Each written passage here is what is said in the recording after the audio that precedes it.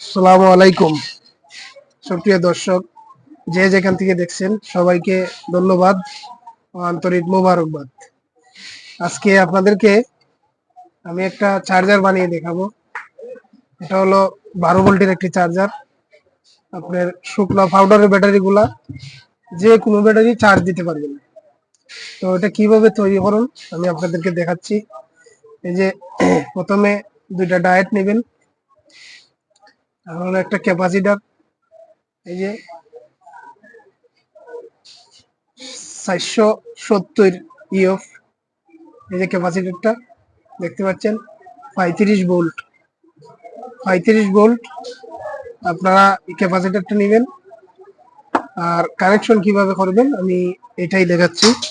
এই যে সর্বপ্রথম এই যে ডায়েটের সাদা প্রান্ত দেখতে পাচ্ছেন, এই যে দুই প্রান্ত, দুইও সাদা প্রান্ত একসাথে এইভাবে জড়িয়ে নেবেন। এই যে এইভাবে জোর করে নেবেন। এই যে এইভাবে দুইও সাদা একদিকে আর দুইও কালো একদিকে। তখন আপনারা কি করবেন, এই যে এটা হলো আপনার পজিটিভ সাইড অর্থাৎ লাল, আর এই যে এই সাইডটা দেখতে পাচ্ছেন এটা কালো।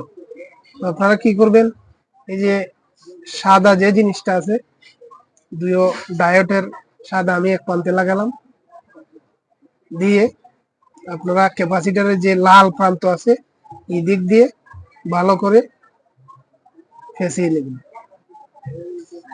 এই যে এইভাবে ফেঁসিয়ে নেবেন। বাকি যে অংশটা আছে আপনার কাটারের সাহায্যে এইভাবে কেটে নেবেন। এই যে আমি কেটে নিলাম, তারপরে এটা সাইড করে আমি রেখে দিলাম। এই যে এখানে তিনটা লেগ দেখতে পাচ্ছেন, এটা মূলত 12-0-12 তিনটা তার থাকে। এক পাশে তিনটি তার আর এক পাশে দুটি তার। যে সাইডটা দুটি তার এই সাইডটা আমাদের হলো এসি সাইড, আর যে সাইডটি তিনটি তার এই সাইডটা হলো আমার ডিসি সাইড। আর এটা হলো আপনার নিউট্রাল। এদিক দিয়ে আপনার এই পাশেও 12 বাড়বে, এই পাশেও 12 বাড়বে। যেহেতু আমি এখানে ডায়েট ব্যবহার করছি দুইটা, তো আমি এই যে এই পাশে একটা আপনারা হলুদ যে তারটা আছে এই পাশ থেকে এই পাশে জোড়ালি দিয়ে দিবেন।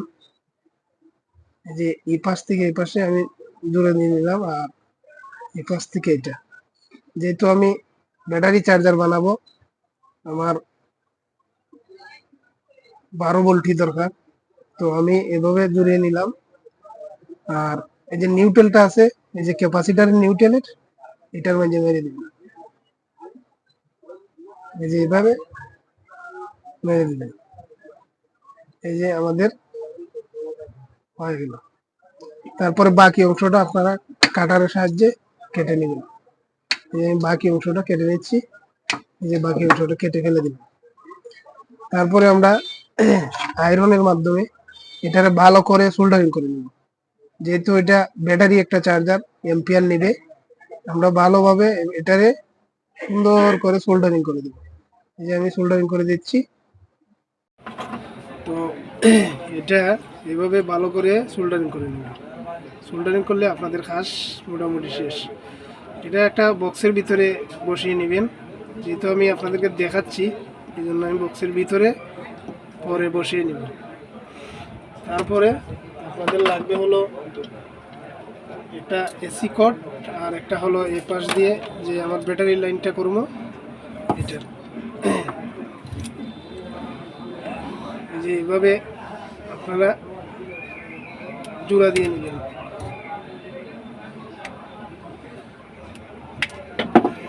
যেহেতু আমার এটা এসি সাইড, আমি এখানে কিছু ব্যবহার করলাম না, জাস্ট খালি কস্টিপ ব্যবহার করব এখানে, আর কোনো কিছু না। এই যে এইভাবে তারপরে আপনারা টেপ মারে দিবেন সুন্দর করে, তাহলেই হয়ে যাবে। এই যে শেষ হলো আমার কাজ। আমি সুন্দর করে কস্টিপ মারে দিলাম। এটা এসি, এটা কারেন্টে যাবে। তারপরে আপনারা এই যে ক্যাপাসিটারে এখান দিয়ে দুইটা লাইন বার করে নেবেন। দুইটা লাইন সুন্দর করে বার করে নেবেন। আপনাদেরকে এই যে এইভাবে বুঝাচ্ছি। এটা মূলত সোল্ডারিংটা একটু ভালোভাবে করবেন, যেহেতু এটা ব্যাটারি চার্জ করবে। একটু ভালো হলে সবচেয়ে বেশি ভালো হয়, যাতে কোনো লুজ কানেকশন না থাকে। এই যে এটা হলো কালার, এই যে আমি কালো জায়গা দিয়ে দিলাম।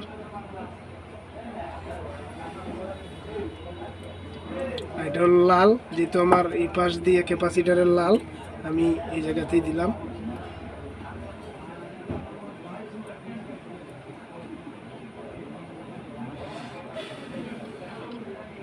এই যে আমার চার্জারটা কমপ্লিট হয়ে গেল। এখন আপনাদেরকে এই যে আমি ফ্ল্যাগটা কারেন্টে দিলাম। এই যে আমার দুটি লাইন, এটা হলো কালো আর এটা হলো লাল।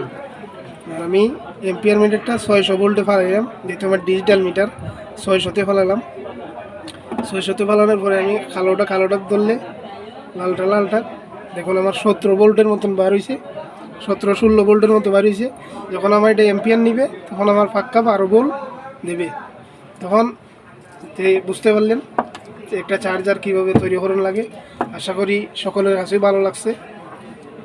তো সবাই ভালো থাকবেন। আসসালামু আলাইকুম।